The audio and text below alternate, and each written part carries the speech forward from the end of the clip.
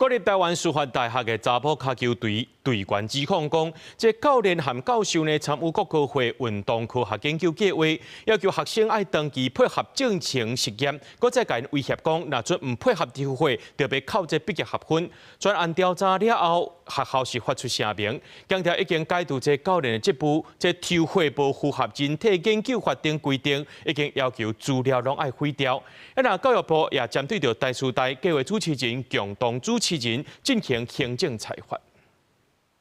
大家用眼睛看就知道，能不能接受，我也不必多说。讲起学校调查结果的看法，多数前台师大女足队员也是无法接受，因为去年因牵出来指控不是女足国手的姓周教练，甲指导伊博士论文姓陈的教授，参与国科会运动科研计划。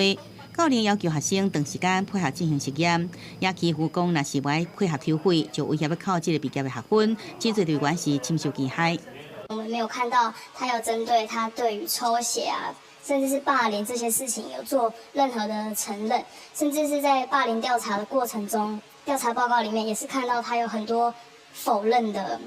言行。专案经过台师大调查完成，学校发出声明，强调部分调会毋是由护理人员来执行，调会进前无取得书面同意，无符合人体研究法的规定，已经终止计划执行。除了消费处理，也解除这个姓周教练的职务，不应再再带领运动代表队。已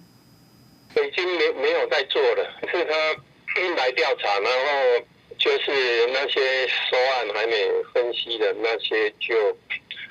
就不能就要销毁这样。虽然姓陈的教授讲计划已经停止，姓周教练有发出下失礼批，也毋过学生会甲指控的女足队员拢认为讲，敢若解除教练职务也无够，学校方面应该更加积极处理。我们在谈正义的时候，我们其实是希望这些权力压迫跟侵害不要再发生嘛，不够了，而且那个受害者保护机制也是完全失灵的。学校到底有没有提醒这些老师不能做这些事情？对此，教育部讲，经过学校欺负防治委员会审议认定，确实姓周教练有欺负的行为，建议该解除聘任2年。再由学校告评会审议中，也分别对台师大计划主持人、共同主持人处以行政裁罚，并且看情节追究相关人员的责任。记者综合报道。